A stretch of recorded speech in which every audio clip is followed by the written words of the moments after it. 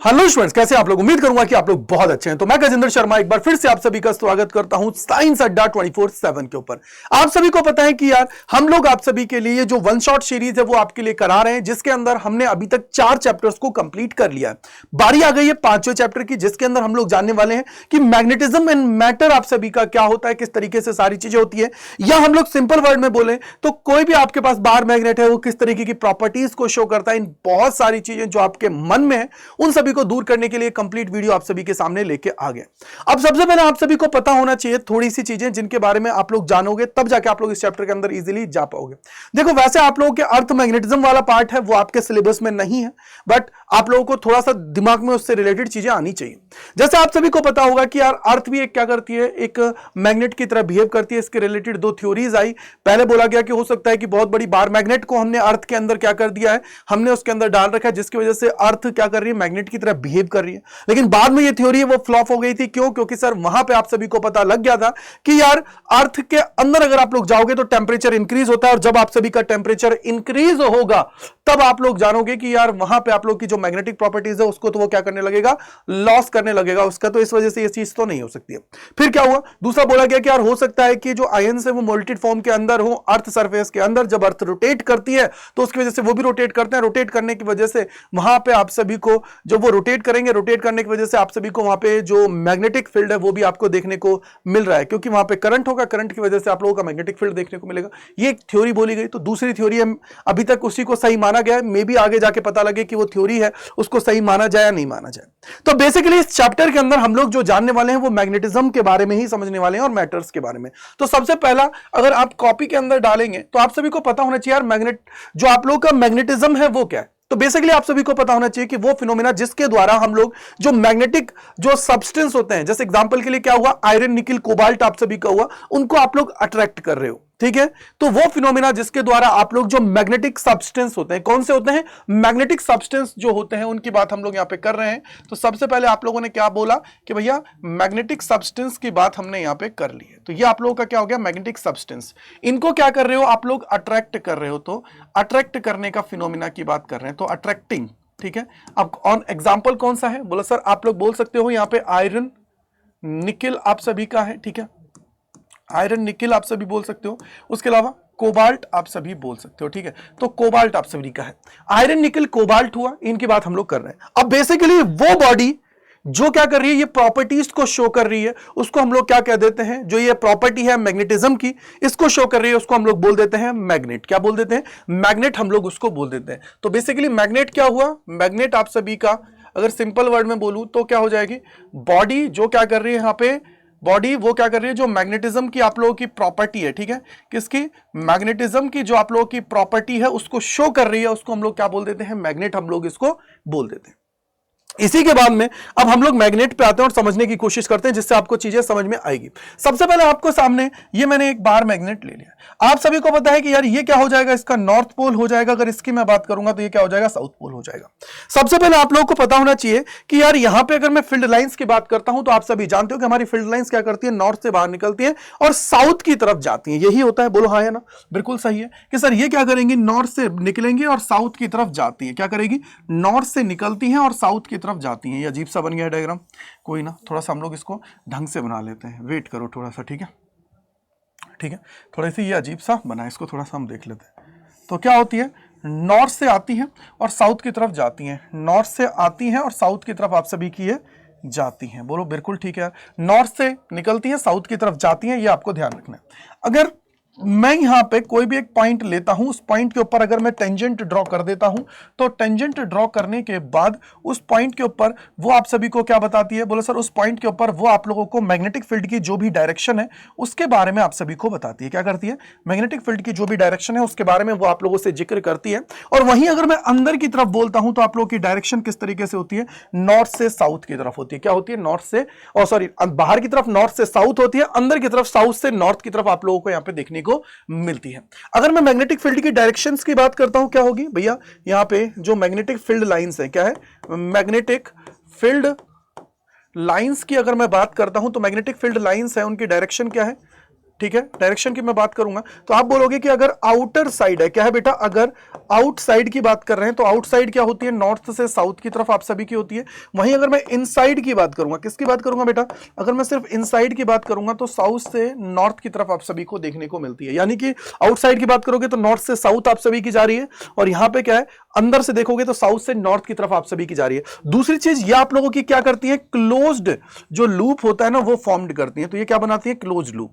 याद रखना है कि इलेक्ट्रिक फील्ड लाइंस की जब भी बात की जाती है तो इलेक्ट्रिक फील्ड लाइंस आप सभी की क्या बनाती है, ओपन लूप बनाती है। क्यों, क्योंकि सर वो अगर हम लोग एक पॉजिटिव चार्ज कंसीडर करते हैं तो वहां से हम लोग बोलते हैं कि पॉजिटिव जो चार्ज है उससे फील्ड लाइंस बाहर की तरफ जा रही है, नेगेटिव चार्ज है उसकी तरफ आ रही है। अगर एक चार्ज भी है तो भी काम चल जाएगा। ठीक है, क्लियर बात। लेकिन आप लोगों का वो क्या करती है, पॉजिटिव से स्टार्ट होती है, नेगेटिव पे जाके एंड हो जाती है। वैसा सिनेरियो यहां पे नहीं है।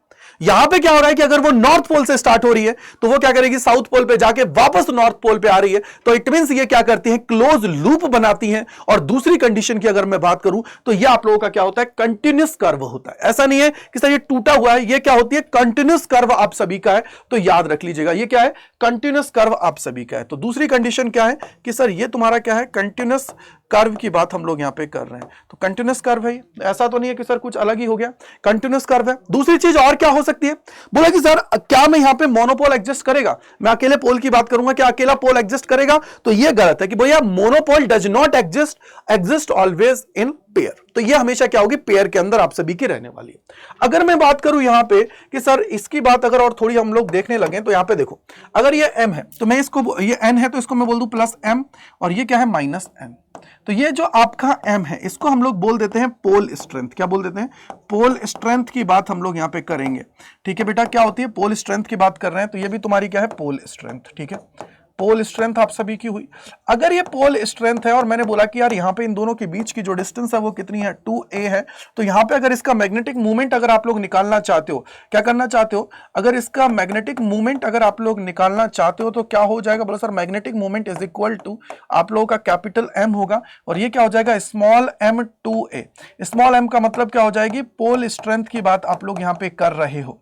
ठीक है, पोल स्ट्रेंथ, और ये क्या हो जाएगा, ये सेपरेशन आप सभी की है इन दोनों के बीच की, तो सेपरेशन। तो पोल स्ट्रेंथ इनटू सेपरेशन की बात है। दूसरी चीज एक और याद रखो, मान लो मैंने आपको बोला कि प्लस m है, ये माइनस m है, आपसे पूछा जाएगा कि यार पोल की स्ट्रेंथ सबसे ज्यादा कहां पे होती है, तो आप बोलोगे कि पोल स्ट्रेंथ, लिखो यहां पे क्या होती है, पोल स्ट्रेंथ। ठीक है, पोल स्ट्रेंथ। ठीक है, तो यहां पे क्या लिखोगे, हायर एट पोल्स, ठीक है, एंड लोअर इन मिडल। ठीक है बेटा, लोअर इन मिडिल की बात है, तो लोअर क्या होगी, मिडिल के अंदर आप सभी की लोअर होने वाली है। तो ये थोड़ा सा आप लोगों को पता होना चाहिए। तीसरी चीज, क्या दो फील्ड लाइंस एक दूसरे को क्रॉस करेंगी, बोला सर कभी भी नहीं कर सकती है। क्यों, क्योंकि अगर दो फील्ड लाइंस एक दूसरे को क्रॉस करेंगी तो उस क्रॉसिंग पॉइंट के ऊपर दो फील्ड की डायरेक्शंस मिलेंगी जो हमारी पॉसिबल नहीं है। यानी कि यहां पे क्लियर कट आप लोग लिख लोगे कि two field lines never cross each other. ठीक है, कभी भी क्रॉस नहीं करेंगे। ठीक है जी, तो ये थोड़ा सा आपको पता होना चाहिए। बेसिक चीज थी कि यार मैग्नेटिक सब्सटेंस होते हैं, उनको अट्रैक्ट करने का जो फिनोमिना होता है उसको हम लोग मैग्नेटिज्म का फिनोमिना बोलते हैं। कौन से मैग्नेटिक सब्सटेंस होते हैं, जो आयरन निकल कोबाल्ट होते हैं। और वो मैं बोलूंगा कि वो बॉडी जो जो ये प्रोसेस है, जो आपने ये जो बोला है कि यार जो वो क्या कर रही है, मैग्नेटिक सब्सटेंस को अट्रैक्ट कर रही है, तो यार वो बॉडी जो क्या कर रही है, ये प्रॉपर्टीज को दिखा रही है, उसको हम लोग क्या बोल देते हैं, बोला सर मैग्नेट कह देते हैं। बाकी ये कहानी हमने यहां पे देख ली है। अब बारी आ गई है यहां पे किसकी, कि यार कौन कौन सी इसकी प्रॉपर्टीज होती हैं। तो सबसे पहले कौन सी प्रॉपर्टी होगी कि यार जो भी आप लोगों के मैग्नेटिक लाइक सब्सटेंस है उनको क्या करेगी, ये अट्रैक्ट करेगी। तो इसका अट्रैक्शन का सबसे बड़ा है। ठीक है, दूसरी चीज, मैग्नेट के पास दो पोल होते हैं, एक होता है नॉर्थ पोल, एक होता है साउथ पोल। अगर तुम इसको बीच में से ब्रेक करोगे तो ऐसा नहीं है कि सर यहां पे मोनोपोल एग्जिस्ट करेगा, नहीं सर, ये क्या करेंगे, छोटे छोटे मैग्नेट की तरह बिहेव करेंगे। यानी कि monopole does not exist, always exist in pair. ठीक है जी, तो ये आपके पास आ गया। तो यहां पे बोला गया कि poles always exist in pair, they can not be separated. इसके बाद में एक और देखोगे कि यार यहां पे अगर मैं बात करूंगा कि मेरे पास में अगर अपोजिट, देखो अगर opposite pole of two magnets attract each other, other. मतलब मेरे पास दो अलग अलग, मेरे पास क्या हुई, मैं एक एग्जांपल लेता हूं कि सर जी मेरे पास नॉर्थ पोल है तो इनके बीच में क्या होगा, बोलो सर इनके बीच में फोर्स ऑफ रिपल्शन लगेगा। क्या होगा, इनके बीच में फोर्स ऑफ रिपल्शन आप सभी को देखने को मिलेगा। और वहीं अगर मैं नॉर्थ और साउथ की बात करूंगा तो इसके बीच में क्या हो जाएगा, अट्रैक्शन आप सभी को देखने को मिलेगा। यानी कि अगर तुम्हारे पास दो मैग्नेट्स हैं और उनका नॉर्थ और साउथ है, यानी कि सर ये क्या है, तुम्हारे अपोजिट पोल्स हैं। क्या है, अगर ये तुम्हारे अपोजिट पोल्स आप सभी के हैं, तो अपोजिट अगर पोल्स होने के कारण यहां पे आप लोग सीधा सीधा कहोगे कि ये दोनों क्या करेंगे, एक दूसरे को अट्रैक्ट करेंगे। ठीक है, उसके बाद में है, देखो यहां पे अगर नॉर्थ पोल है तो इसकी फील्ड लाइंस एक दूसरे से दूर दूर भागेंगे, यानी कि जो लाइक पोल होंगे तो उनके बीच में क्या होगा, एक दूसरे के बीच में क्या होगा, रिपल्शन आप सभी को देखने को मिलेगा। और अगर तुम्हारे पास कोई भी फील्ड लाइन है, अगर इसको तुम लोग फ्रीली सस्पेंडेड लटका देते हो, क्या होता है, फ्रीली सस्पेंडेड कर दिया आपने, लटका दिया है, तो लटकाने में अपने आप को क्या करेगा, ये नॉर्थ साउथ जो डायरेक्शन है उसके अंदर अलाइन कर लेता है। तो इस वजह से जो पोल नॉर्थ की तरफ होता है उसको हम लोग बोलते हैं नॉर्थ पोल, वो पोल जो साउथ की तरफ होता है उसको हम लोग क्या बोल देते हैं, साउथ पोल हम लोग उसको कह देते हैं। आई होप आप लोग समझ गए होंगे। इसके अलावा आप लोग और भी प्रॉपर्टीज को जानते हैं, बोले सर डायरेक्टिव प्रॉपर्टी है, तो इसको हम लोग अगर एग्जांपल के फॉर्म में बोले तो ये कौन सी प्रॉपर्टी है, इसको हम लोग बोल देते हैं डायरेक्टिव प्रॉपर्टी। ठीक है, डायरेक्टिव प्रॉपर्टी हम लोग इसको बोल देंगे। ठीक है, तो ये हो गई तुम्हारी डायरेक्टिव प्रॉपर्टी। ठीक है जी, ओके सर, तो ये डायरेक्टिव प्रॉपर्टी है, ये आपको ध्यान रखनी। मोनोपोल डज नॉट एग्जिस्ट है, बिल्कुल ठीक है। अगर तुम कोई भी तुम्हारे पास, मैं बोलूंगा कि मैग्नेट है, ठीक है, एक एग्जांपल लेता हूं, अगर तुम्हारे पास कोई भी मैग्नेट है, अगर तुम्हारे पास ये मैग्नेट है, इस मैग्नेट को तुमने क्या किया है, बीच में से कट डाउन कर दिया। ठीक है, मान लो इसको इस तरीके से तोड़ दिया है, तो तोड़ने के बाद में इसका जो मैग्नेटिक मूवमेंट होगा वो पहले वाले का क्या हो जाएगा बेटा, हाफ हो जाएगा। याद रखना, क्योंकि ये पहले डिस्टेंस कितनी थी, 2a है, और इसके बीच की जो 2a है तो ये प्लस m है, ये क्या है, माइनस m है। तो इस केस के अंदर आप लोग जानते हो कि m 2a था, इसको अगर तुमने ब्रेक कर दिया है तो स्ट्रेंथ क्या, इनके जो बीच की सेपरेशन है वो हाफ हो गई है, तो इस वजह से m क्या हो जाएगा, m/2 आप सभी का हो जाएगा। ठीक है बेटा, तो ये थोड़ा सा आपको याद रखने की जरूरत है। दूसरी चीज, सर मैं चाहता हूं कि इसका जो मैग्नेटिक प्रॉपर्टी है इसको हम लोग क्या करें कि खत्म कर दें, तो आप बोलोगे कि यार इसको डीमैग्नेटाइज किया जा सकता है अगर मैं इसको हीट करता हूं। तो तभी तो जाके मैंने आपको पहले बोला था कि जो पहली प्रॉपर्टी है जिसके अंदर आप सभी ने बोला था कि यार जब भी हम लोग बार मैग्नेट की बोला गया था ना कि यार बार मैग्नेट हो सकता है कि अर्थ सरफेस के अंदर की तरफ है, हो सकता है कि अर्थ सरफेस के अंदर की तरफ आप लोगों की बार मैग्नेट है। अगर ऐसी कंडीशन हो रही है जिसके अंदर अर्थ सरफेस के अंदर बार मैग्नेट है, तो बेटा जी तो आप क्या बोलोगे, बोला सर बार मैग्नेट की बात कर रहे हैं तो अर्थ सरफेस के अंदर जैसे ही नीचे की तरफ जाते हैं तो टेम्परेचर इंक्रीज होता है, टेम्परेचर इंक्रीज होगा तो भैया मैग्नेटिक प्रॉपर्टी जो मैग्नेट है वो लूज करने लगेगा। यानी कि अगर मुझे मैग्नेट को डीमैग्नेटाइज करना है तो उसके लिए सिंपली क्या करना पड़ेगा कि यहां पे आप सभी को उसका टेम्परेचर है वो बढ़ा देना है। टेम्परेचर बढ़ाने के बाद में वो अपनी मैग्नेटिक प्रॉपर्टीज को लूज करेगा और उसको थोड़ा सा क्या कर देना है, पीट देना है। तो ये तुम्हारी चीजें हुई। अगर मैं आगे और चलता हूं तो यहां पर और चीज देखोगे कि देखो पहली कौन सी होती है, अट्रैक्टिव प्रॉपर्टी होती है कि भैया आप लोगों की जो मैग्नेट है वो क्या करती है, जो फेरोमैग्नेटिक मटेरियल्स हैं लाइक आयरन, निकल, कोबाल्ट, इनको क्या करेगी, अट्रैक्ट करेगी। रिपल्सिव प्रॉपर्टी का मतलब क्या हुआ कि बोला सर लाइक जो आप लोगों के मैग्नेटिक पोल्स हैं उनको क्या करेगी, रिपेल करेगी, वहीं अनलाइक है उनको क्या करेगी, अट्रैक्ट करेगी। डायरेक्टिव प्रॉपर्टी मैंने आप सभी को बताया कि अगर तुम मैग्नेट को फ्रीली सस्पेंडेड कर देते हो तो उस केस के अंदर ये ऑलवेज अपने आप को कहां अलाइन करेगी, नॉर्थ साउथ डायरेक्शन के अंदर अपने आप को अलाइन कर लेती है। इसके बाद में और क्या होगा, बोला सर मैग्नेट का जो पोल, ये है ना मैग्नेटिक जो पोल की बात कर रहे हैं, तो ये ऑलवेज क्या होते हैं, पेयर के अंदर होंगे। कभी भी ऐसा नहीं है कि मोनोपोल एग्जिस्ट करेगा, तो monopole does not exist, always exist in pair. ठीक है, इसके बाद में लाइक पोल है वो रिपेल करेंगे, वहीं अनलाइक पोल्स की बात करेंगे, अट्रैक्ट करेंगे। और जो मैग्नेटिक फोर्स होता है between the two magnets is greater than the distance between this magnet is lesser.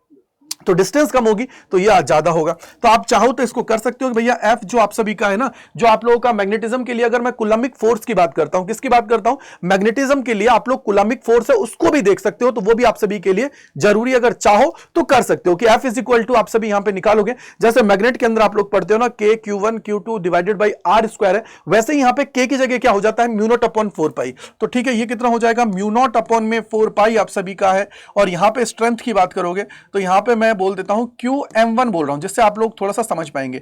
ये Q1 ये है डिवाइडेड बाई क्या हो जाएगा, R स्क्वायर। तो ये जो QM1 है ये स्ट्रेंथ है फर्स्ट की, ठीक है, स्ट्रेंथ फर्स्ट, यानी कि स्ट्रेंथ है m1, ठीक है। और QM2 की बात करोगे तो ये स्ट्रेंथ की बात कर रहा हूं, ठीक है बेटा। स्ट्रेंथ आप लोगों की क्या है, m2 है, ठीक है, याद रख लेना। तो ये स्ट्रेंथ है QM1 QM2 divided by are square, ठीक है जी। आगे आते हैं। इसके बाद में आप लोगों को मैंने बता ही दिया कि मैग्नेटिक डाइपोल मोमेंट की बात करूंगा। मैग्नेट के लिए capital M small M 2L हो जाएगा, 2A भी बोल सकते हो इसको। वहीं अगर तुम्हारे पास कोई भी करंट कैरिंग लूप है, ठीक है, करंट लूप की बात करता हूं तो उसके लिए आप लोगों का कितना हो जाता है, M is equal to NIA हो जाता है। और मैग्नेटिक डाइपोल मोमेंट की बात करता हूं, कोई भी अगर रिवॉल्विंग इलेक्ट्रॉन है तो उसके लिए होता है EVR/2। EVR/2 है तो इसको आप लोग चाहें तो ड्राइव कर सकते हो, ठीक है। आगे अगर हम लोग चलते हैं तो कुछ सिमिलरिटीज आप सभी की होती हैं। अगर मैं इलेक्ट्रिक फील्ड और मैग्नेटिक फील्ड की बात करता हूं तो आइए उनको देख लेते हैं और जिससे अपना जो कॉन्सेप्ट है उनको कंप्लीट कर लेते हैं। तो आइए देख लेते हैं। सबसे पहले कंपैरिजन की बात करता हूं तो वो तुम्हारा होता है रिप्रेजेंटेशन। क्या होता है बेटा, अगर मैं फर्स्ट की बात करता हूं तो ये तुम्हारा होता है रिप्रेजेंटेशन की बात है कि यार रिप्रेजेंटेशन तुम्हारा क्या होता है। तो अगर रिप्रेजेंटेशन की बात करोगे तो इलेक्ट्रिक फील्ड को आप लोग कैसे करते हो, प्लस सर ई का वेक्टर आप सभी का है और इसको क्या कर देते हो, बी का वेक्टर की बात आप लोग कर देते हो, ठीक है जी, बिल्कुल ठीक है, समझ में आ गया। दूसरा, अगर मैं यहां पे मैग्नेटिक मूवमेंट की बात करूं, किसकी बात करूं, डाइपोल मूवमेंट की बात करता हूं तो क्या होता है, अगर मैं यहां पे डाइपोल मूवमेंट की बात करता हूं, ठीक है, डाइपोल मूवमेंट की बात करता हूं तो आप सभी जानते हो कि अगर डाइपोल मूवमेंट की बात करूंगा यहां पे तो आपको पता होना चाहिए कि अगर तुम्हारे पास कोई भी एक चार्ज है Q, ठीक है, ये तुम्हारे पास क्या है प्लस Q चार्ज है, ये तुम्हारा क्या है माइनस Q चार्ज है। इन दोनों के बीच की डिस्टेंस अगर 2a है तो दोनों में से कोई भी एक चार्ज उठा लो, यहाँ पे माइनस लो प्लस लो, दोनों की बात आप लोग, ये क्या है pair of equivalent opposite charges को ही तो हम लोग क्या बोलते हैं, pair of equivalent opposite charge separated by small distance, इसी को हम लोग क्या बोल देते हैं, डाइपोल। तो इस केस के अंदर ये तुम्हारा कितना हो जाएगा, बोला sir P is equal to Q2A आप सभी का है और इसकी यूनिट कितनी हो जाएगी, ये तुम्हारी हो जाएगी कूलम्ब मीटर। क्या हो जाएगी बेटा, कूलम्ब मीटर आप सभी की हो जाती है। वहीं अगर मैं यहां पे बात करूंगा तो यहां पे आप लोग आओगे तो यहां पे अगर आप लोग देखते हो तो प्लस माइनस आप सभी का है, तो इसको आप लोग कर सकते हो। जैसे आप लोग बोलोगे कि भैया मेरे पास क्या है, रुको, मेरे पास क्या है, ये तुम्हारे पास है, बोलो मैग्नेट है, ठीक है जी, इसकी बात कर रहे हो तो यहाँ पे ये क्या हो जाएगा प्लस m है, ये क्या हो जाएगा माइनस m है, इन दोनों के बीच की डिस्टेंस 2a है, तो इसका मतलब मैग्नेटिक मूवमेंट क्या हो जाएगा, magnetic movement is equal to m2a आप सभी का है और यूनिट क्या हो जाती है, एम्पियर मीटर स्क्वायर है। अगर मैं सिर्फ m की बात करूंगा तो ये तुम्हारा क्या हो जाएगा, एम्पियर मीटर आप सभी की हो जाएगी। तो थोड़ा सा याद रखिएगा बेटा, ये जानना जरूरी है। वहीं अगर मैं फोर्स की बात करता हूं तो आ जाइए, तीसरा जो होता है इंपॉर्टेंट चीज वो होता है फोर्स। पूरा चैप्टर याद करा दूंगा बेटा जी इसी के अंदर। तो अगर मैं फोर्स की बात करता हूं तो फोर्स यहां पे क्या होता है, इलेक्ट्रोस्टैटिक फोर्स की बात करते हैं तो F is equal to K Q1 Q2 divided by क्या है R स्क्वायर है। और अगर मैं K की बात करता हूं तो K कितना हो जाता है, बोला सर 9 इंटू 10⁻⁹ है और इसकी यूनिट क्या हो जाएगी, बोला sir newton metre square divided by क्या हो जाता है, कूलम स्क्वायर। तो K की वैल्यू क्या हो गई है, 9 इंटू 10⁻⁹ है और ये आप लोग पूरी यहां पे करते हो। आगे अगर मैं जाता हूं तो ये तुम्हारे सामने, तो यहां पे आप लोग क्या करोगे, F इज इक्वल टू, अगर F की बात करते हो मैग्नेटिक फील्ड के अंदर तो ये तुम्हारा हो जाएगा K QM1 QM2 divided by क्या होता है R स्क्वायर। तो ये जो K होती है किसके बराबर है, μ0/4 और इसकी यूनिट जो वो है क्या बोलते हैं, इसकी वैल्यू कितनी है 10⁻⁷ के बराबर है, ठीक है जी, आप लोग इसको कर पाएंगे, ठीक है। तो 10⁻⁷ की बात हम लोग वहां पे करते हैं। तीसरा के बाद में अब चौथे इंपॉर्टेंट पॉइंट पे आते हैं जो तुम्हारा क्या होता है, अगर मैं शॉर्ट डाइपोल की बात करता हूं तो आ जाइए शॉर्ट डाइपोल पे आ जाइए। अगर मैं यहां पे बात कर रहा हूं शॉर्ट डाइपोल, ठीक है, डाइपोल है, शॉर्ट डाइपोल है, यानी कि sir R much greater than है ए की कंपैरिजन में। तो इसकी बात कर रहा हूं तो इसकी 3 कंडीशन लूंगा। एक होता है जर्नल पॉइंट के लिए, क्या होता है जर्नल पॉइंट, एक होता है एक्सियल पॉइंट की बात करूंगा, दूसरा आप लोगों का क्या होता है इक्वेटोरियल पॉइंट की बात करूंगा, ठीक है, इक्वेटोरियल पॉइंट की बात करूंगा। देखो यार जर्नल पॉइंट की बात करते हैं ना, तो अगर मैं यहां पे बात कर रहा हूं इलेक्ट्रिक फील्ड की स्ट्रेंथ, अगर जर्नल पॉइंट के ऊपर निकालना चाहते हो तो आप सभी को पता होना चाहिए ये तुम्हारा हो जाता है KP divided by R cube. क्या हो जाता है अगर जर्नल पॉइंट के ऊपर निकालोगे तो यह हो जाता है KP divided by R cube under root के अंदर 1+3 कॉस स्क्वायर थीटा आप सभी का हो जाता है। क्या हो जाता है बेटा 1+3 कॉस, कितना हो जाएगा 1+3, देखो कितना हो जाएगा KP divided by R cube है 1+3 कॉस स्क्वायर थीटा आप सभी का है। अगर यहां पे एक्सिस की बात करता हूं तो थीटा कितना होता है बेटा 0 डिग्री होता है। अगर थीटा 0 डिग्री है तो इसका मतलब कॉस 0 डिग्री पे कितना हो जाता है 1 हो जाएगा। तो इसका मतलब यहां पे अगर एक्सियल पॉइंट की बात करोगे तो ये कितना हो जाएगा, बोला सर ये हो जाएगा KP divided by R cube ये हो जाएगा अंडर रूट के अंदर 1 + 3, तो ये हो जाएगा 4। तो यार 4 की बात करोगे तो बाहर आ जाएगा 2, यानी कि 2kp/r³ आप सभी का है, जो एक्सियल पॉइंट के लिए है। या इसी को लिख सकते हो ए एक्सियल का वेक्टर की फॉर्म में लिखोगे तो इज इक्वल टू क्या हो जाएगा 2kp का वेक्टर डिवाइडेड बाई r³ आप सभी का हो जाएगा। तो ये तुम्हारा क्या होता है बेटा, एक्सियल पॉइंट के लिए होता है 2kp का वेक्टर डिवाइडेड बाई r³ है। वहीं अगर मैं इक्वेटोरियल पॉइंट की बात करूंगा जहां पे थीटा कितना होता है 90 डिग्री हो जाता है, तो cos 90 पे कितना हो जाएगा बेटा जी, ये तुम्हारा हो जाएगा 0 हो जाएगा। तो यहां पे देखोगे क्या हो जाएगा, ई इक्वेटोरियल की बात है इज इक्वल टू कितना हो जाएगा, बोला sir kp divided by r³ और अंडर रूट के अंदर 1 + 0 आप सभी का आ जाएगा, यानी कि सर ये हो जाएगा kp डिवाइडेड बाई r³। और वहीं अगर वेक्टर फॉर्म में लिखोगे तो ई इक्वेटोरियल का vector is equal to minus का kp का वेक्टर डिवाइडेड बाई r³ आप सभी का हो जाता है। क्या हो जाता है, r³ आप सभी का हो जाता है। तो ये तुम्हारे पास आ गया, क्या हो गया, माइनस का kp का वेक्टर डिवाइडेड बाई r³ है, और ये क्या हो जाएगा kp डिवाइडेड बाई r³ है। ठीक है, आप सभी को पता है कि जब हम लोग p की बात करते हैं यहां पे, तो यहां पे क्या लोगे, m लोगे।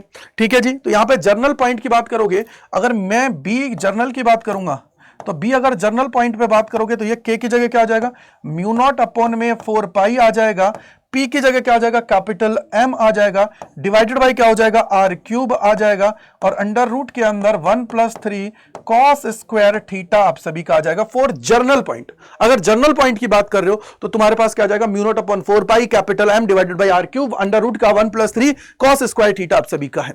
वहीं अगर आप लोग क्या करते हो, थीटा 0 डिग्री ले लेते हो तो क्या आ जाएगा, बोलो सर अगर एक्सियल की बात करेंगे तो थीटा 0 डिग्री लेते ही cos कितना हो जाएगा, 0 डिग्री हो जाएगा, जिसकी वैल्यू कितनी हो जाएगी 1, और 1 होते ही तुम्हारा ये क्या आ जाएगा, अगर बी एक्सियल की बात करोगे, बी एक्सिस की बात करोगे तो ये कितना आ जाएगा, बोलो सर ये आ जाएगा यहां पे μ0/4π। ठीक है, ये हो जाएगा 2m डिवाइडेड बाई r³ आप सभी का है। वहीं अगर मैं बात करता हूं यहाँ पे थीटा 90 डिग्री जो आप लोगों का इक्वेटोरियल पोजीशन होती है, cos 90 पे कितना हो जाता है 0, तो इसका मतलब बी इक्वेटोरियल पॉइंट की बात करोगे तो μ0/4π आप सभी का है, capital M divided by r³ आप सभी का है। तो इस तरीके से आप लोग इसको करोगे तो ये तुम्हारा क्या हो जाता है, अगर शॉर्ट डाइपोल है, देखो एक होता है लॉन्ग डाइपोल की बात जब करते हैं वहां पे आप लोगों को पूरा ये r³ के साथ, वहां पे r के साथ चीजें आती हैं, लेकिन यहां पे आप लोग बात करोगे तो ये क्या हो जाएगा, B axial is equal to μ0/4π 2m/r³ आप सभी का है। वहीं अगर इक्वेटोरियल की बात करोगे तो μ0/4π m/r³ की बात आप लोग यहां पे करने वाले हो। अगर मैं ड्यू टू सिंगल की बात करता हूं, मान लो अगर यहां से बात करता हूं क्या हो जाएगा, ड्यू टू सिंगल की अगर मैं यहां पे बात करता हूं तो क्या हो जाएगा, अब सिंगल चार्ज की बात करोगे यहां पे, अगर यहां पे चार्ज की बात करोगे तो E इज इक्वल टू क्या हो जाता है, KQ डिवाइडेड बाई r² आता है, क्या होता है KQ डिवाइडेड बाई r² आता है, और K की बात करोगे तो K इज इक्वल टू हो जाता है 9 × 10⁻⁹ है newton metre square divided by coulomb square. क्या क्लियर है, क्या क्लियर है इतना, क्या क्लियर है इतना कि भैया 9 × 10⁻⁹ है newton metre square divided by coulomb square आप सभी का है। और वहीं B की बात करूंगा तो B इज इक्वल टू आ जाएगा भैया μ0/4π, और ये आ जाएगा small m divided by r²। ठीक है, और यूनिट क्या हो जाएगी इसकी, टेस्ला आप सभी की हो जाएगी। और इसको तुम लोग क्या कहते हो, इसको तुम लोग बोल देते हो पोल स्ट्रेंथ की बात हम लोग यहाँ पे कर रहे हैं। किसकी बात कर रहे हैं, पोल स्ट्रेंथ की बात हम लोग यहाँ पे कर रहे हैं। तो ये तुम्हारी क्या आ जाती है बेटा जी, पोल स्ट्रेंथ। तो क्या आ जाएगा, μ0/4π small m divided by r² की बात है, और μ0/4π की वैल्यू क्या होती है, 10⁻⁻⁷ होती है। तो ये आपके सामने। आगे अगर मैं चलता हूं तो आगे अगर मैं चलता हूं तो अब बात कर लेते हैं कि इसकी वजह से मैं बात करता हूं टॉर्क क्या होता है। आ जाओ, अब मैं बात करता हूं टॉर्क, कौन सा पॉइंट है, 6 पॉइंट, कि भैया टॉर्क कितना होता है। टॉर्क की बात आप लोग यहां पे कर लीजिए। अगर देखो टॉर्क की बात करते हैं तो आओ, तो यार देखो इलेक्ट्रिक फील्ड के अंदर अगर टॉर्क की बात करोगे तो आप जानते हो टाउ इज इक्वल टू क्या होता है, PE sin थीटा आप सभी के सामने होता है। ठीक है जी, और अगर इसको वेक्टर फॉर्म में लिखते हो तो वेक्टर फॉर्म में क्या हो जाएगा, P का वेक्टर इंटू E का वेक्टर आप सभी के सामने हो जाएगा। ठीक है जी, बिल्कुल ठीक है।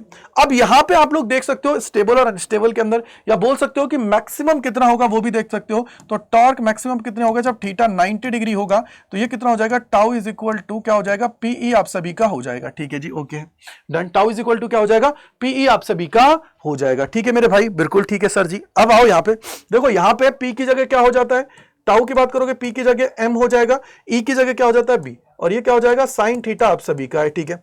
यहां पे अगर इसको वेक्टर फॉर्म में लिखना है तो टाउ का vector is equal to M का वेक्टर इनटू में क्या हो जाएगा बी का वेक्टर आप सभी का हो जाता है। तो ये आप लोगों का वेक्टर फॉर्म आ गया। अब बात करते हैं पोटेंशियल एनर्जी की। भैया पोटेंशियल एनर्जी क्या होती है? 7वें नंबर पे आप लोग बात कर लीजिए जो आप सभी की होती है पोटेंशियल एनर्जी की। किसकी बात करोगे बेटा? पोटेंशियल एनर्जी की बात मैं यहां पे कर लेता हूं। तो आइए देखो, पोटेंशियल एनर्जी की बात आप लोग यहां पे करोगे, क्या करोगे? पोटेंशियल एनर्जी, ठीक है। पोटेंशियल एनर्जी की बात करते हैं तो पोटेंशियल एनर्जी कितनी हो जाएगी बेटा? पोटेंशियल एनर्जी की बात करोगे तो U is equal to minus का पीई कॉस थीटा आप सभी का हो जाता है। वेक्टर फॉर्म में लिखोगे तो U is equal to minus का P का वेक्टर डॉट E का वेक्टर आप सभी का रहने वाला है। बोलो हाँ है ना, क्योंकि डॉट प्रोडक्ट में ये जाने वाला है। बोलो ठीक है, माइनस का PE कॉस थीटा आप सभी का हो जाएगा, ठीक है बेटा? बोलो राइट है सर। अब यहां पे आप जानते हो कि इसके दो कंडीशन होती हैं, दो आपके ओरिएंटेशन होता है। एक होता है स्टेबल ओरिएंटेशन, क्या होता है? स्टेबल ओरिएंटेशन की बात आप लोग यहां पे कर सकते हो। तो स्टेबल ओरिएंटेशन की अगर मैं यहां पे बात करता हूं, स्टेबल कब होता है? जब थीटा आप सभी का 0 डिग्री होता है। क्या होता है? थीटा आप लोगों का क्या होता है बेटा जी? 0 डिग्री होता है। जब थीटा 0 डिग्री होता है तो स्टेबल होता है, यानी कि सर जी ये क्या हो जाएगा? यू मिनिमम आप सभी का होगा और ये हो जाएगा माइनस का पीई। क्यों? क्योंकि सर कॉस 0 डिग्री पे क्या हो जाता है? 1 हो जाता है, ठीक है। Okay sir. वहीं अगर मैं बात करूंगा अनस्टेबल ओरिएंटेशन के अंदर, किसकी बात करूंगा? अनस्टेबल ओरिएंटेशन की बात मैं यहां पे करूंगा तो अनस्टेबल ओरिएंटेशन जो आप सभी का है, क्या अनस्टेबल ओरिएंटेशन की बात करोगे तो थीटा कितना होता है? 180 डिग्री की बात करेंगे तो यहां पे आप जानते हो कॉस 180 डिग्री के ऊपर कितना हो जाएगा? -1 हो जाएगा। तो इसका मतलब U maximum is equal to क्या हो जाएगा? प्लस पीई आप सभी का हो जाएगा, ठीक है। प्लस पीई आप सभी का, यानी कि अनस्टेबल के ऊपर एनर्जी आप सभी की क्या होती है? मैक्सिमम होती है। और एनर्जी जब मैक्सिमम होगी तो भैया आपको पता है कि अनस्टेबल ही चीजें होती हैं। वहीं अगर मैं इस केस की बात करता हूं, अगर मैं यहां पे बात करूं तो ये क्या हो जाएगा? U is equal to minus का M B sine cos theta आप सभी का हो जाएगा। क्या हो जाएगा? एम बी कॉस थीटा हो जाएगा। माइनस का एम बी कॉस थीटा आप सभी का हो जाएगा। अगर ये माइनस का एम बी कॉस थीटा है तो इसको अगर आप लोग लिखोगे, याद रखना माइनस साइन जरूर लिखना है। अगर वेक्टर फॉर्म में भी लिखोगे तो माइनस का एम का वेक्टर डॉट बी का वेक्टर आप सभी का हो जाता है, ठीक है। अब यहां पे हम लोग बात कर लेते हैं स्टेबल और अनस्टेबल के लिए। तो ये देखो, आप लोग जानते हो कि अगर स्टेबल ओरिएंटेशन की बात करोगे, स्टेबल ओरिएंटेशन बोल दीजिए या स्टेबल इक्विलिब्रियम की बात कर लीजिए, तो स्टेबल ओरिएंटेशन के अंदर आप बोलोगे थीटा कितना होता है? 0 डिग्री। कॉस 0 डिग्री आप सभी का होगा, यानी कि सर जी 1 हो गया। तो एनर्जी क्या हो जाएगी? अगेन अगेन मैं अगर एनर्जी की बात करूंगा तो एनर्जी कितनी हो जाएगी? मिनिमम हो जाएगी। और मिनिमम होने के अंदर माइनस का एम बी आप सभी का ये हो जाएगा। क्या हो जाएगा? माइनस का एम बी आप सभी का हो जाएगा। वहीं अगर मैं बात करूं अनस्टेबल ओरिएंटेशन के ऊपर की बात अगर मैं यहां पे करता हूं तो अनस्टेबल ओरिएंटेशन की अगर मैं यहां पे बात करता हूं तो क्या होता है? अनस्टेबल अगर ओरिएंटेशन की मैं बात करूंगा तो थीटा कितना हो जाएगा बेटा जी? 180 डिग्री हो जाएगा। और कॉस 180 के ऊपर कितना हो जाता है? -1 हो जाता है। कितना हो जाता है? -1। अगर ये -1 है तो यहां पे क्या बोलोगे? U maximum is equal to क्या हो जाएगा? प्लस एम बी आप सभी का हो जाएगा। ये लो भैया, ठीक है जी, सीधा सीधा बन गया। अब आइए आगे करते हैं। अगर मैं अब बात करता हूं किससे? अब मैं बात करता हूं 8th नंबर, जो आप सभी का है शिफ्टिंग कॉन्सेप्ट। क्या होता है? शिफ्टिंग कॉन्सेप्ट की बात करते हैं, उससे चीजों को समझने की कोशिश करते हैं। शिफ्टिंग कॉन्सेप्ट क्या कहता है? देखो मैंने पूरा आप सभी को चैप्टर है ना पूरा रिवाइज करा दिया एक तरीके से। तो देखो शिफ्टिंग कॉन्सेप्ट की बात करोगे, शिफ्टिंग कॉन्सेप्ट ये कहता है कि मेरे भैया जब आप लोग क्या कर रहे हो, शिफ्टिंग कॉन्सेप्ट की बात कर रहे हो, जब आप बोलोगे कि जस्ट सर जी θ1 से θ2 पे मैंने शिफ्ट किया, यानी कि मैं आपको बोल रहा हूं कि तुम लोग पहले स्टेबल थे, अब तुम क्या कर रहे हो? अनस्टेबल ओरिएंटेशन के ऊपर जा रहे हो। या मैंने बोला कि अब तुम पहले 60 डिग्री घुमा रहे हो, फिर 90 डिग्री घुमा रहे हो, या 60 डिग्री से 180 डिग्री घुमा रहे हो। तो ये जो तुम्हारे पास है ना, उसकी बात कर रहा हूं, इसको हम लोग बोलते हैं शिफ्टिंग कॉन्सेप्ट। क्या बोलते हो? Shifting concept. और जो भी आप लोग वर्क डन करते हो ना, वो सारा का सारा क्या होता है? स्टोर होता है in the form of energy. क्या होता है? In the form of energy आप सभी का ये होता है। तो शिफ्टिंग कॉन्सेप्ट पे आ जाइए। तो यहां पे बोलोगे energy is equal to W, और ये क्या हो जाएगा? MB, ठीक है, cos θ1 माइनस cos θ2। याद रख लीजिएगा क्या हो जाएगा? cos θ1 माइनस cos θ, सॉरी ये तो P है ना, रुको रुको रुको, इलेक्ट्रिक फील्ड की बात है ना यहाँ। तो ये आ जाएगा PE cos θ1 माइनस cos θ2। ठीक है बेटा, ये आपका हो गया। इलेक्ट्रिक फील्ड के लिए बात कर रहे हो तो Pe cos theta 1 minus cos theta 2 आप सभी का है। वही बात करोगे यहां पे तो भैया U is equal to W is equal to MB cos theta 1 minus cos theta 2 आप सभी का है। cos theta 1 minus cos theta 2 आप सभी का ये हो जाएगा। ठीक है, तो इस तरीके से आपको यह ध्यान रखना है कि इलेक्ट्रिक फील्ड और मैग्नेटिक फील्ड के अंदर अगर चीजें देखनी है तो इस तरीके से आपके सामने सारी चीजें निकल के आ जाती हैं। और आप लोगों को मैंने पूरा चैप्टर का जो कंपैरिजन है, एक्चुअली में पूरा निचोड़ है, वो आपको समझा दिया है कि भैया ये चीजें हैं, इस तरीके से आप सभी को करने की जरूरत है। बोलो हाँ है ना, क्लियर है भाई? आ जाइए, अब आगे चलते हैं और देखने की कोशिश करते हैं। तो ये तुम्हारे सामने आ गया है। अब क्या करें, अब आगे चलते हैं। अब आप देखोगे तो ये मैंने पूरी कहानी अब तो आपको समझा ही दी है कि भैया क्या होगा किसी मैग्नेटिक डाइपोल की वजह से कितना क्या होता है। देखो अंडर रूट 1 प्लस, देखो ये मैंने बता ही दिया था, कहां पे गया है, देखो ये रहा कि under root 1 plus 3 cos square theta है mu naught upon 4 pi m, और ये पूरी कहानी मैंने आप सभी को समझा दी है। अब बारी आ गई है इसके आगे कि sir bar magnet as a solenoid की बात की जाती है तो क्या होता है। देखो सिंपल है भैया, बार मैग्नेट को यूज कर, bar magnet as a solenoid की बात हम लोग कर रहे हैं। और जो आपको पता है ना कि बार मैग्नेट के एक्सिस पॉइंट के ऊपर जो भी आप सभी का फॉर्मूला आता है एक्सियल पॉइंट के ऊपर, वही आप लोगों को यहां पे सॉल्व करना है। यानी कि सिंपली आप सभी को इसको सॉल्व करना है और यही तुम्हारा रिजल्ट में आना चाहिए। सबसे पहले आपने क्या किया कि एक लॉन्ग सिलिंड्रिकल आप लोगों ने यहां पे ये शेप ले लिया और इसके अंदर आपने क्या किया, नंबर ऑफ टर्न्स लगा रखे हैं, उसके अंदर करंट फ्लो होगा, मैग्नेटिक फील्ड आप सभी को देखने को मिलेगा। अब हमने क्या किया है, एक छोटा सा एक एलिमेंट ले लिया है, dx लेंथ का एक एलिमेंट ले लिया और मैंने इसका पूरे की पूरी डिस्टेंस कितनी ले लिया बेटा, 2l ले लिया। क्यों? क्योंकि सर 2l इसलिए लिए जिसको अगर ब्रेक भी करूंगा तो l और l इजीली हमारा काम हो जाएगा। तो यहां पे क्या होगा कि सर ये dx जो मैंने एलिमेंट लिया है, आप जानते हो dx dx dx dx dx dx dx जोड़ के ये पूरा का पूरा क्या है यहां पे कंप्लीट बना हुआ है, यानी कि 2l के बराबर बना हुआ है। और मैं ये बोल रहा हूं कि जो सेंटर पॉइंट है उससे ये जो एलिमेंट है उसकी डिस्टेंस कितनी है, x है।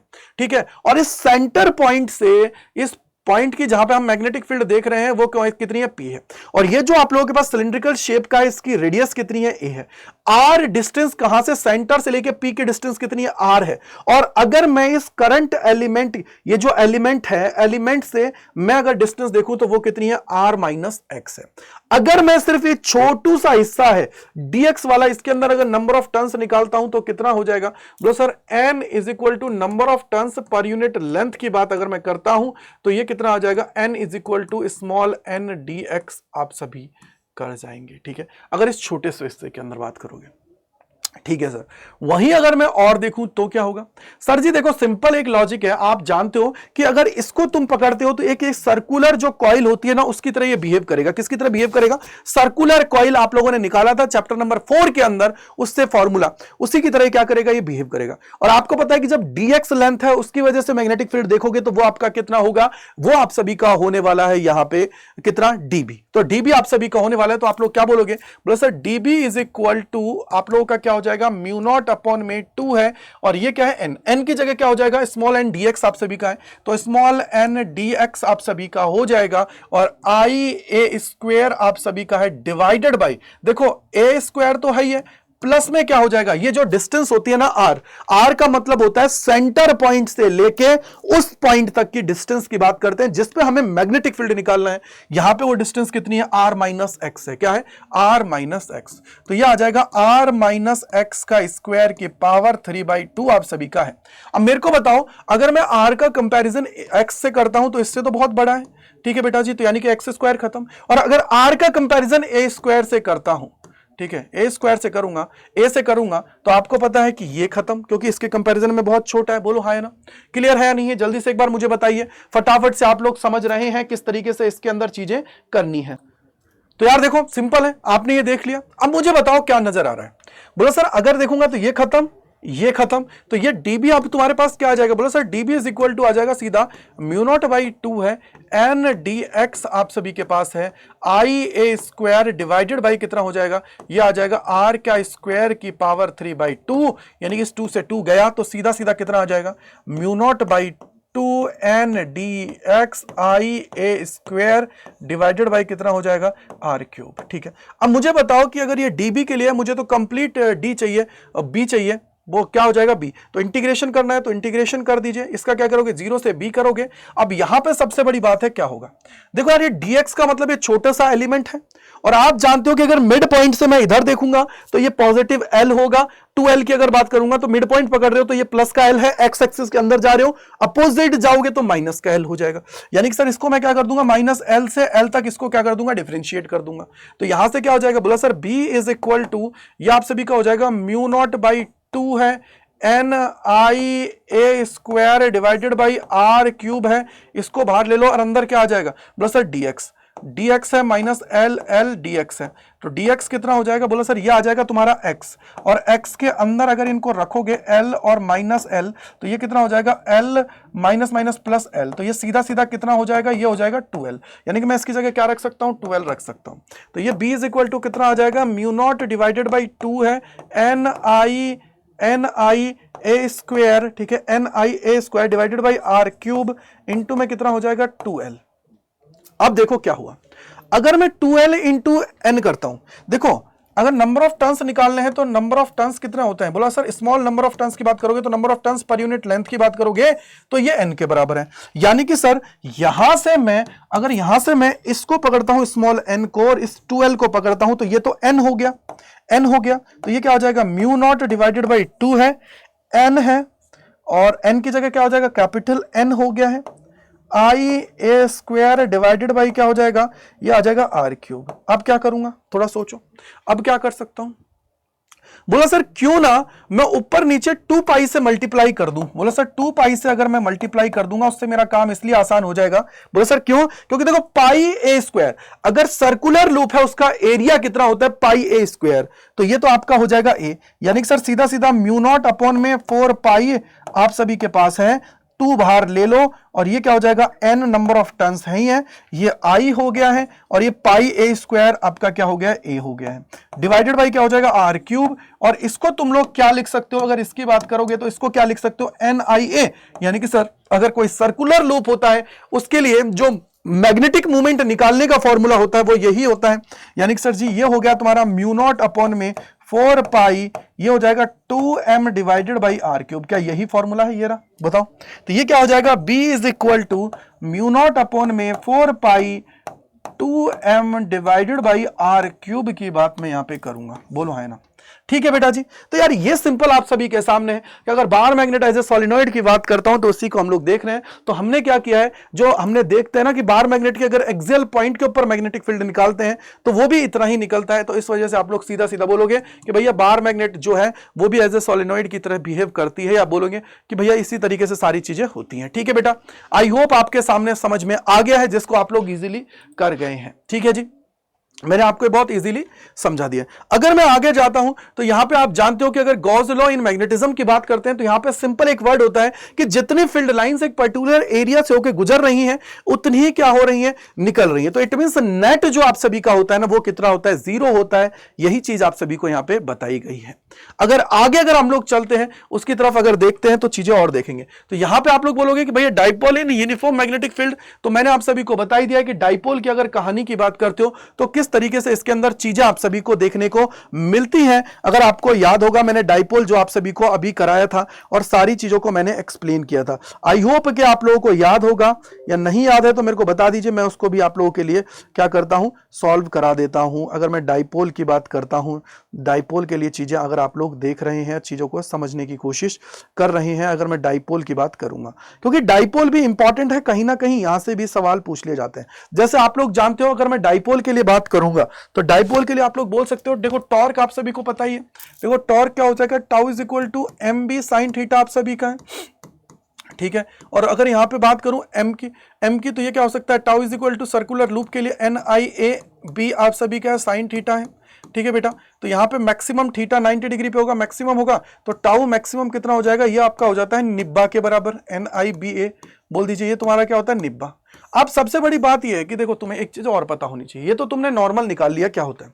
अगर मैं यहां पे बोलता हूं तुम्हें पोटेंशियल एनर्जी की फॉर्म में, तो तुम्हें पोटेंशियल एनर्जी भी पता है कि क्या तुम्हारी होती है। अगर मैं सिंपल एक पोटेंशियल एनर्जी की बात करता हूं तो ये तो तुम्हारा टॉर्क हुआ। ठीक है बेटा, ये तो तुम्हारा क्या हुआ है, टॉर्क आप सभी का हुआ है। वहीं अगर मैं पोटेंशियल एनर्जी की बात करता हूं तो थोड़ा सा आपको समझना पड़ेगा कि भैया पोटेंशियल एनर्जी जो आप सभी की होती है ना, वो क्या होती है, U is equal to minus का एम बी कॉस थीटा। क्या होता है, कॉस थीटा। क्या होता है, एम बी कॉस थीटा आप सभी की होती है। यहीं से तुम लोग इक्विलिब्रियम की कंडीशन और वो सारी कहानी यहां पे देखते हो। आप मुझे बताइए, अगर आपको याद हो कि अगर तुम्हारे पास यूनिफॉर्म, कोई भी यूनिफॉर्म फील्ड है तो उसके अंदर आप लोगों का फोर्स जो होता है ना वो जीरो होता है, torque not equals to zero होता है। वहीं अगर नॉन यूनिफॉर्म आप लोग बात कर रहे हो, किसकी बात कर रहे हो, अगर नॉन यूनिफॉर्म की बात अगर आप लोग यहां पे कर रहे हो तो भैया फोर्स भी नॉट इक्वल्स टू जीरो होता है, टॉर्क भी नॉट इक्वल्स टू जीरो होता है। वहीं फोर्स की बात करोगे तो एम इज क्या होता है, F is equal to M A आप सभी का होता है। अब यहां पे कई बार तुमसे बोल दिया जाता है कि टाइम पीरियड बताओ, टाइम पीरियड कितना होता है, तो आ जाओ। कई बार टाइम पीरियड का फॉर्मूला सीधा पता होना चाहिए। देखो टाइम पीरियड की बात करोगे तो ये आ जाएगा तुम्हारा टाइम पीरियड, यानी कि सर जी टी की बात करोगे तो T is equal to 2 pi under root का आपका होता है आई बाई एम बी। तो यहां पे आप जानते हो एम क्या होता है, बी क्या होता है। आई की मैं बात करता हूं तो इनर्शिया के लिए आप लोग यहां पे बात करते हो, किसकी बात करते हो, इनर्शिया की बात करते हो। वहीं अगर मैं ओमेगा निकालना चाहूं तो क्या होता है, अगर मैं ओमेगा निकालना चाहूं तो ओमेगा इज इक्वल टू क्या होता है, omega is equal to 2 pi F होता है, या इसी को बोल सकते हो 2 पाई बाई टी आप सभी का है। यानी कि इसके नीचे अगर इसको ले जाता हूं तो इसको उधर लेके जाऊंगा तो उल्टा हो जाएगा, यानी कि सर जी ये हो जाएगा अंडर रूट का एम बी बाई आई आप सभी का है, एम बी बाई आई आप सभी का हो जाएगा। तो इस तरीके से आपको पता होना चाहिए। इस पे बेस्ड सवाल आया हुआ है, इस पे बेस्ड सवाल आए हुए हैं तो थोड़ा सा इसको कर लीजिएगा। T is equal to 2 pi under root का आई बाई एम बी होता है, और ये तुम्हारे पास दूसरा होता है, क्या होता है, M B divided by I है। इनर्शिया के रिस्पेक्ट में आप लोग चीजों को यहां पे देखते हो, समझ आ गया। तो ये यूनिफॉर्म डाइपोल इन यूनिफॉर्म आप लोग बोलते हो ना, मैग्नेटिक फील्ड के अंदर चीजें होती हैं, तो इस तरीके से आप लोग उसको देखते हो। आगे अगर मैं चलता हूं तो आगे होती है बेसिक टर्मिनोलॉजीज की बात करते हैं, क्या क्या होती है। अगर मैं मैग्नेटिक परमेबिलिटी की बात करता हूं, देखो यार दो चीजें आपको पता होनी चाहिए। कोई भी सब्सटेंस होता है ना, उसको मैग्नेटिक फील्ड में आप लोग रखते हो तो वो क्या करता है, मैग्नेटिक की तरह बिहेव करता है। जैसे मैंने एक एग्जांपल लिया, मान लो मैं ये कहता हूं कि सर मान लो मेरे पास क्या है कि कोई भी एक सॉलिनॉइड है जिसके अंदर करंट फ्लो हो रहा है। अब मैंने क्या किया, एक बार मैग्नेट को उठा के लेके आया और उसके अंदर मैंने रख दिया।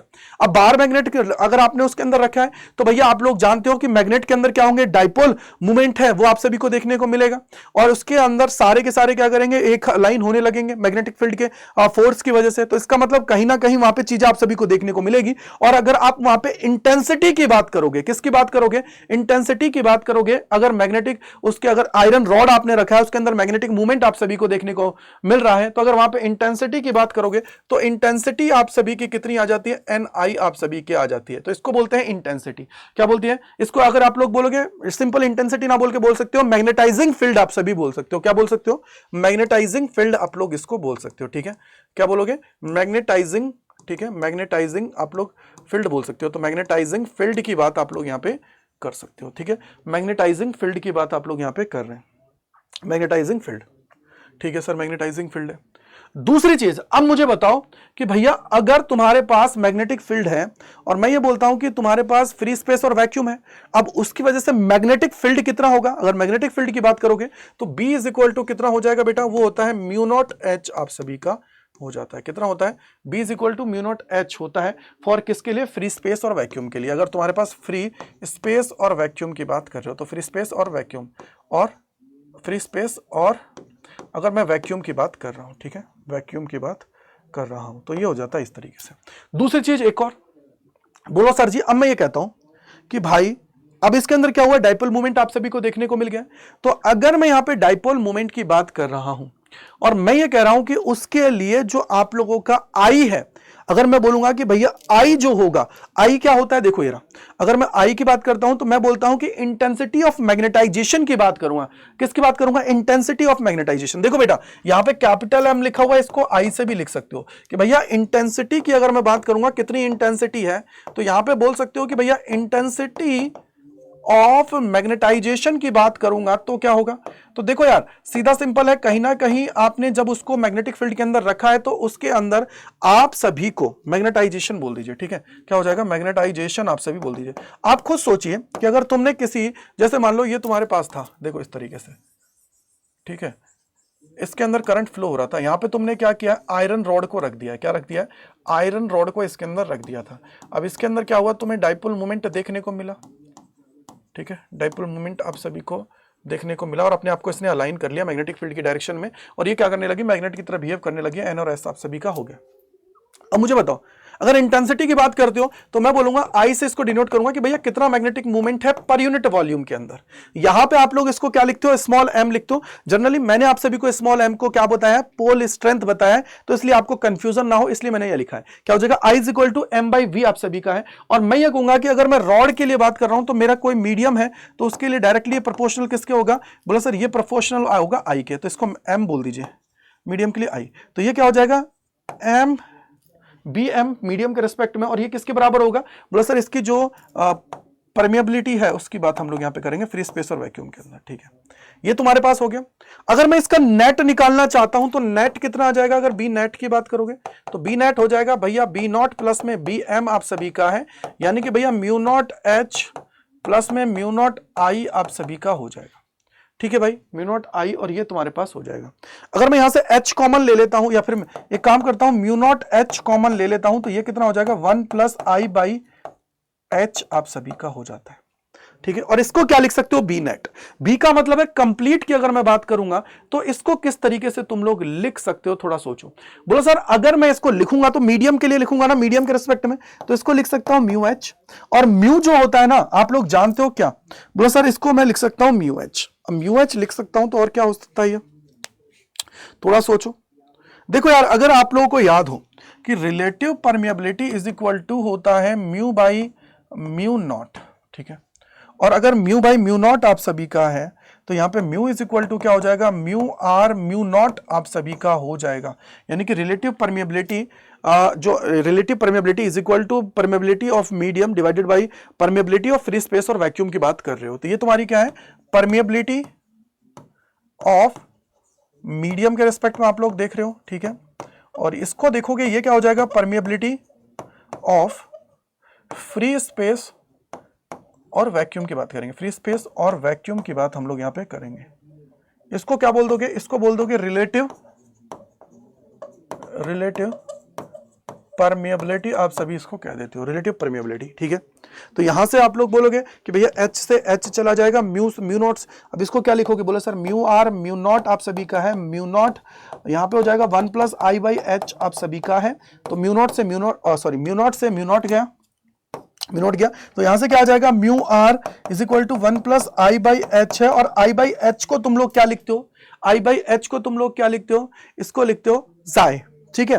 तो ये तुम्हारे पास आ जाएगा 1 प्लस, ये सिंबल इस तरीके का है, ठीक है, ये लो, तो ये तुम्हारे पास रिलेशन है, और इसी को तुम लोग क्या बोल देते हो, इसी को तुम लोग बोलते हो ससेप्टेबिलिटी, क्या बोलते हो, ठीक है, ससेप्टेबिलिटी आप सभी इसको कह देते हो, तो ये तुम्हारी होती है ससेप्टेबिलिटी, ठीक है बेटा जी, इसको बोला जाता है ससेप्टेबिलिटी। तो ये रिलेशन आपका है, तो आपको सिर्फ ये याद रखना है 1 प्लस जाई हो जाएगा, और ये पूरी कहानी इस तरीके से होगी बस, ठीक है बेटा, क्लियर है। तो ये तुमने इंटेंसिटी बता दी, इंटेंसिटी मतलब क्या है, देखो magnetic movement per unit volume जो आप लोग का है वो होती है मैग्नेटाइजिंग मटेरियल का, उसको इंटेंसिटी ऑफ मैग्नेटाइजेशन बोलते हैं। वहीं अगर आप लोग देखोगे मैग्नेटिक परमिएबिलिटी की बात करोगे तो म्यू इज इक्वल टू देखो ये रहा म्यू, देखो रिलेटिव ये रहा ना, relative magnetic permeability is equal to mu R is equal to mu upon mu naught. और अगर इसको लिखना चाहते हो तो भैया मैं बोलूंगा कि mu R is equal to हो सकता है कि भैया magnetic field in medium divided by magnetic field in free space और वैक्यूम के अंदर है, तो वो रेशो भी आप लोग यहां पे देख सकते हो, ठीक है बेटा जी, क्लियर है, बोला है ना, समझ में आ गया, क्लियर है। तो इस तरीके से भी तुम लोग इसको निकाल सकते हो।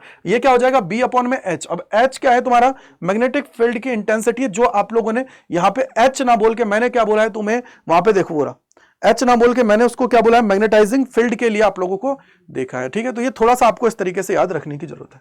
आगे आओगे तो ये रहा, देखो तो ये देखो तुम्हारा ये क्या है, ये मैंने कैपिटल एम को क्या लिखा है, आई लिखा है, बस बाकी सारी कहानी सेम है। ये रहा देखो, ये मैंने आपको बता दिया, क्योंकि number of turns per unit length की बात है ना कि यार कितना करंट उसके अंदर फ्लो हो रहा है।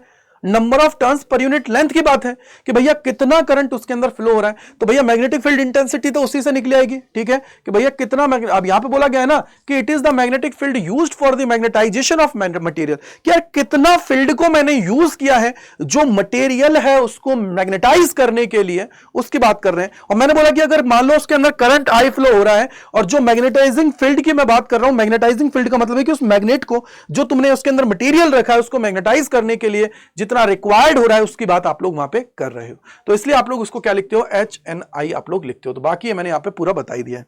आगे चलते हैं, आगे बात आती है कंपैरिजन अगर मैं करता हूं ना मटेरियल्स का, तो 3 बेसिस पे किया जाता है जनरली। क्या किया जाता है, 3 बेसिस पे किया जाता है। और यहीं पे एक होती है बेटा ससेप्टेबिलिटी, एक वर्ड हो रहा था जो यहां पे नहीं था, लिख लो, लेकिन हाँ ये रहा। देखो मैग्नेटिक ससेप्टेबिलिटी का मतलब है कि कितनी फील्ड लाइंस को वो अपने अंदर से होके गुजरने दे रहा है, या सिंपल बोलूं कि अगर किसी भी मटेरियल को अगर तुम मैग्नेटिक फील्ड के अंदर रख रहे हो तो उसके बाद वो अपने आप को जो मैग्नेटाइज कर रहा है उसकी जो एबिलिटी होती है उसी को हम लोग क्या बोलते हैं, ससेप्टेबिलिटी कह देते हैं। क्या कह देते हैं, ससेप्टेबिलिटी। आइए आगे चलते हैं। तो देखो 3 तरीके के मटेरियल होता है, एक होता है डायमैग्नेटिक, पैरामैग्नेटिक, फेरोमैग्नेटिक। देखो डायमैग्नेटिक, पैरामैग्नेटिक, फेरोमैग्नेटिक। डायमैग्नेटिक सीधा सिंपल ही मान के चलो कि ये क्या है, अपोज करने वाला होता है। मतलब क्या हुआ, ये हमेशा देखो एक और चीज याद रख लेना कि इस और पूरी दुनिया के अंदर देखोगे ना तो सबसे ज्यादा जो मटेरियल मिलेंगे ना वो कौन से होते हैं, ऑल सब्सटेंस जो होते हैं ना उनका नेचर जो होता है ना जनरली वो क्या होता है, डायमैग्नेटिक होता है मोस्टली। और इसकी ससेप्टेबिलिटी क्या होती है, नेगेटिव। अगर तुमने इसको मैग्नेटिक फील्ड के अंदर रखा ना तो ये क्या करेगा, मैग्नेटिक फील्ड का अपोज करेगा। यानी कि सिंपल बोलूंगा तो आप लोगों का जो मैग्नेटिक फील्ड है ना उसके अपोजिट ये मूव करेगा। यानी कि इसकी टेंडेंसी क्या है, अपोज करने की है। तो मोस्टली जो आप लोगों के होते हैं ना, मोस्टली जो आप सभी के होते हैं, मोस्टली की अगर मैं बात करता हूं तो मोस्टली क्या होते हैं, जो सब्सटेंस होते हैं ना, मोस्टली सब्सटेंस जो होते हैं ना वो क्या होते हैं, सब्सटेंस की बात करोगे सब्सटेंस रिपेल्ड नेचर के होते हैं। रिपेल्ड क्या होते हैं, मोस्टली सब्सटेंस डायमैग्नेटिक नेचर के होते हैं। क्या होते हैं, डायमैग्नेटिक नेचर के। ठीक है, डायमैग्नेटिक नेचर की मैं यहां पे बात कर रहा हूं। ठीक है बेटा जी, ओके। कौन कौन से हो सकते हैं, antimony, bismuth, copper, gold, silver, इसके अलावा क्वार्ट्ज है, मरकरी है, अल्कोहल है, वाटर है, हाइड्रोजन है, एयर है, आर्गन है, ETC। ठीक है, अगर मैं दूसरा बोलूं पैरामैग्नेटिक तो ये थोड़े से क्या होते हैं, अच्छे होते हैं। यानी कि जैसे ही तुम इनको मैग्नेटिक फील्ड के अंदर रखोगे तो ये क्या है, अपने आप को पूरी तरह मैग्नेटाइज नहीं करेंगे, स्मॉल मैग्नेटाइज करेंगे, अपने आप को स्मॉल क्या करेंगे, अलाइन करेंगे in the field of magnetic field. तो ये फेवरेबल, फेवरेबल का मतलब होता है वीकली, क्या करेंगे, वीकली अपने आप को मैग्नेटाइज करेंगे, वीकली मैग्नेटाइज करेंगे। एग्जांपल कौन से हैं, एल्यूमिनियम है, ये रहा क्रोमियम है, एल्कलाई है, और इसके अलावा एल्कलाइन है, अर्थ मेटल्स हैं, प्लेटिनम है, ऑक्सीजन है। इसके अलावा भी आपके पास बहुत सारे होते हैं, जैसे इसके अलावा कैल्शियम हुआ, इसके अलावा जो ऑक्सीजन हुआ, कॉपर क्लोराइड हुआ, सोडियम हुआ, ये बहुत सारे एग्जांपल्स हैं। तो ये देखो थोड़ा थोड़ा अपने अंदर से जाने देते हैं। वहीं अगर फेरोमैग्नेटिक की बात करता हूं तो भैया ये तो बहुत तगड़े होते हैं। तो इसको बोलोगे, इसकी वैल्यू क्या होती है, नेगेटिव होती है। अभी बता दूंगा कैसे होती है, नेगेटिव इसकी ससेप्टेबिलिटी होती है। ठीक है, इसकी क्या होती है, स्मॉल पॉजिटिव होता है। क्यों, क्योंकि अपने आप को थोड़ा सा अपने आप को अलाइन कर रहा है, तो इस वजह से स्मॉल पॉजिटिव है। इसकी बात करोगे फेरोमैग्नेटिक की तो इसकी क्या होती है, लार्ज पॉजिटिव होती है। क्या होती है, लार्ज पॉजिटिव आप सभी की होती है। यानी कि अपने आप को मैग्नेटिक फील्ड के अंदर अगर आपने किसी सब्सटेंस को रखा है तो ये क्या करेगा, स्ट्रांगली अपने आप को अलाइन कर लेगा इन द फील्ड ऑफ जो आपका मैग्नेटिक फील्ड है उसकी डायरेक्शन अपने आप को स्ट्रांगली अलाइन कर लेता है। इस वजह से इसको हम लोग क्या कहते हैं, फेरोमैग्नेटिक सब्सटेंस कहते हैं। तो the field lines of force tendency to crowded into the specimen, यानी कि स्पेसिमेन जो आप सभी का है उसके अंदर ये क्या कर लेगा, पूरे को एकदम से उसके अंदर क्राउडेड कर लेगा। क्या होगा, क्राउडेड होगा। ठीक है बेटा, क्लियर है। तो अब आगे चलते हैं तो इनकी ससेप्टेबिलिटी की बात कर लेते हैं। तो देखो डायमैग्नेटिक क्या होती है, इसकी ससेप्टेबिलिटी अपोज कर रहा है तो ऑब्वियसली बात है 0 से -1 के बीच में लाई करेगी। अगर रिलेटिव परमेबिलिटी की बात करोगे तो ये क्या करेगी, 0 से 1 के बीच में लाई करेगी। क्यों, क्योंकि सर रिलेटिव परमेबिलिटी तो ज्यादा ही होगी। क्योंकि देखो अब बोलोगे mu R is equal to 1 + I है, अगर इसकी वैल्यू नेगेटिव है तो ये तो 0 है, तो 0 से और 0 के बराबर हो सकती है, उससे कम नहीं हो सकती ना यार। इसकी वैल्यू मान लो -1 है, अब मान लो इसकी वैल्यू क्या है, माइनस का 1.5 है, तो म्यू आर देखो माइनस का मान लो 1.05 है, माइनस का 0.5 है, तो भैया कितना बचेगा? 0.5 बचेगा। यानी कि कहीं ना कहीं ये 0 और 1 के बीच में ही लाई करेगा, 0 और 1 के बीच में लाई करेगा। और आप जानते हो कि भैया म्यू आर की बात करोगे तो ये म्यू डिवाइडेड बाय क्या होता है? म्यू नॉट होगा। और म्यू आर जो आप सभी का है ये हमेशा क्या रहेगा? 0 से और 1 के बीच में लाई करेगा। यानी कि म्यू आर कहीं ना कहीं इस वाले से हो सकता है बड़ा भी हो सकता है बड़ा भी हो, तो इस वजह से ये आप लोगों का है। वहीं अगर आप लोग देखोगे पैरामैग्नेटिक के अंदर तो इसकी वैल्यू 0 से बड़ी होगी, क्योंकि थोड़ा बहुत तो ये अपने आप को अलाइन कर रहा है ना यार, स्मॉल पॉजिटिव भी हो अपने आप को अलाइन तो कर रहा है ना, चाहे ये वीकली अलाइन कर रहा है। क्या कर रहा है बेटा? वीकली अलाइन कर रहा है। वीकली यानी कि स्ट्रांग नहीं है। जैसे मान लो तुम्हें किसी के लिए अपने मन में फीलिंग्स है लेकिन स्ट्रांग फीलिंग्स नहीं है, नॉर्मल फीलिंग्स है, तो उसी तरीके की ये क्या है? नॉर्मल फीलिंग्स वाला है। तो नॉर्मल है तो भैया 1 प्लस 0 से 0 ये और इसके बीच में लाई करेगा। अगर मैं 1 और इसकी बात करूं रिलेटिव जो आपकी परमेबिलिटी है वो क्या करेगी? 1 से लेके 1 प्लस ई के बीच में लाई करेगी। और म्यू क्या होगा? बड़ा होगा। वहीं अगर बात करोगे इसके अंदर तो म्यू बहुत बड़ा होगा। किससे? म्यू नॉट से। और इसके जो वैल्यू होंगी वो बहुत बड़ी होंगी। तो इसलिए आपको याद रख लेना ये क्या होता है? Large positive. ठीक है, लार्ज पॉजिटिव। ठीक है, तो थोड़ा सा इसको याद रख लीजिएगा, थोड़ी सी चीजों को। इसके बाद में अगर मैं आगे आता हूं, थोड़ा सा और समझिए, इसके बाद मैं आगे आता हूं तो यहां पे आप लोग देखोगे क्यूरी लॉ क्या होता है। देखो बेसिकली क्यूरी लॉ किसके लिए डिजाइन है? जो आप सभी क्या पैरामैग्नेटिक सब्सटेंस है ना उनके लिए डिजाइन है। आप यहां पे बोलोगे कि जो आपकी ससेप्टेबिलिटी है ना वो क्या होती है? इनवर्सली प्रोपोर्शनल है एब्सोल्यूट टेम्परेचर के। जैसे ही टेम्परेचर बढ़ेगा आपकी एब्सोल्यूट जो परमेबिलिटी है वो जो आपका टेम्परेचर बढ़ेगा, एब्सोल्यूट टेम्परेचर बढ़ेगा तो आपकी ससेप्टेबिलिटी क्या होगी? डाउन होगी। तो इनवर्सली प्रोपोर्शनल है। याद रखना ये सिर्फ पैरामैग्नेटिक के लिए ही है। क्या है? पैरामैग्नेटिक के लिए आप लोगों का होता है। तो ये तुम्हारा क्या है? पैरामैग्नेटिक के लिए। तो यहां से आप लोग बोलोगे ये कांस्टेंट, प्रोपोर्शनलिटी साइन हटाओगे, कांस्टेंट लोगे जिसको आप लोग बोलते हो क्यूरी कांस्टेंट। इसके बाद में 9th नंबर है उसको बोलते हैं क्यूरी टेम्परेचर। क्या बोलते हैं?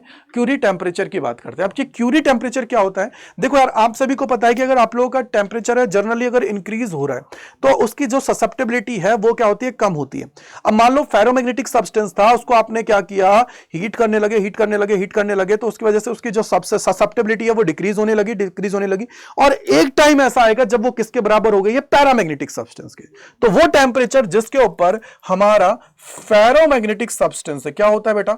फेरोमैग्नेटिक सब्सटेंस जो आप सभी का है वो किसके अंदर कन्वर्ट हो रहा है? पैरामैग्नेटिक के अंदर कन्वर्ट हो रहा है। अगर पैरामैग्नेटिक के अंदर कन्वर्ट हो रहा है उस टेम्परेचर के ऊपर तो इसी को हम लोग बोल देते हैं क्यूरी टेम्परेचर बोल देते हैं। और क्या बोल देते हैं? क्यूरी टेम्परेचर हम लोग इसको बोल देते हैं। तो ससेप्टेबिलिटी क्या हो जाएगी? तो sir C divided by T minus TC आप सभी का है जिसको आप लोग बोलते हो क्यूरी टेम्परेचर। समझ आ गया? तो बेटा जी आपको ये ध्यान रखना है। अब आपको पता है बहुत सारे बच्चे बोलेंगे सर फिर तो पैरा फेरो में हो जाना चाहिए। बेटा फेरो जो होता है ना वो अपोज करता है। यहां पे फेरो पे तो टेम्परेचर का इंपैक्ट ही नहीं है ना यार। किसके ऊपर होता है? इंपैक्ट होता है जिसके पास कुछ चीज होती है, जिसके ऊपर कोई प्रॉपर्टी होती है उसके ऊपर आप सभी को इंपैक्ट देखने को मिलता है, अदरवाइज तो नहीं देखने को मिलता है। समझ में आया? सिंपल वर्ड है, आप सभी को थोड़ा सा ध्यान रखने की जरूरत है। तो ये मैंने बहुत आराम से आप सभी को समझा दिया। और बेटा जी एक चीज याद रखिएगा कि आप लोगों के लिए स्पेशली मैंने ऑलरेडी 4 चैप्टर करा चुका हूं डिटेल के अंदर, तो आप लोग उसको देख लीजिएगा जिससे आपके कॉन्सेप्ट बूस्ट हो जाए। ठीक है, उसके लिए आप लोग चीजों को कर सकते हैं। आगे अगर हम लोग चलते हैं तो बेटा देखो ये तुम्हारे सिलेबस के अंदर नहीं है लेकिन आपको पता है जो समरी दे रखी है ना आपके चैप्टर में वहां पे परमानेंट मैग्नेट का थोड़ा सा जिक्र किया है, तो इसलिए ध्यान रखना। देखो इलेक्ट्रोमैग्नेटिक होती है ना, इनको हम लोग आर्टिफिशियल मैग्नेट बोलते हैं इलेक्ट्रोमैग्नेट को। बेसिकली इनका काम क्या है कि भैया हमारा जो रिटेंटिविटी है उसको लो किया जाए। यानी कि अगर सर तुमने किसी चीज को मैग्नेटिक फील्ड के अंदर रखा है तो वो जो मैग्नेटिक फील्ड को अपने अंदर रिटेन करती है, अपने अंदर रखती है, उसको बोलते हैं रिटेंटिविटी। तो जितना कम वो रखेगी उतना हमारे लिए अच्छा है। तो इसकी क्या होती है? लो रिटेंटिविटी होती है, लो कोरेसिविटी होती है, हाई क्या होती है? परमेबिलिटी होती है। तो इस केस में आप बोलोगे कि यहां पे जब भी आप लोग इसको मैग्नेटाइज और डीमैग्नेटाइज कर रहे हैं वो प्रोसेस आप लोग उसके अंदर एनर्जी जो डिसिपेट होती है ना बहुत कम होती है और इसका जो BH कर्व होता है ना वो बहुत नैरो बनता है। क्या बनता है? नैरो बनता है। वहीं परमानेंट मैग्नेट की बात करता हूं तो भैया परमानेंट मैग्नेट है। इसकी सबसे बड़ी दिक्कत की बात यह है कि इसके अंदर यह खास प्रॉपर्टी है कि अगर तुम इसको मैग्नेटिक फील्ड के अंदर रख रहे हो ना तो उस केस के अंदर ये रूम टेम्परेचर होता है ना उसके ऊपर भी जो मैग्नेटिक प्रॉपर्टीज है ना उसको बहुत लंबे टाइम तक क्या कर सकती है? होल्ड कर सकती है। दूसरी चीज परमानेंट मैग्नेट की अगर मैं बात करता हूं तो इसकी हाई रिटेंटिविटी होती है, हाई परमेबिलिटी होती है, हाई कोरेसिविटी होती है। तो इसलिए हम लोग इसको यूज नहीं करते। क्यों? क्योंकि सर जब सारी चीजें हाई है, सोचो मैं आपको बोलता हूं कि आपने 5 रोटी खा ली, अब उसके बाद में तुम उसको कुछ भी नहीं कर रहे हो, फिर अगेन मैं तुमसे कहूं 5 रोटी और खा लो, क्या तुम खा पाओगे? नहीं।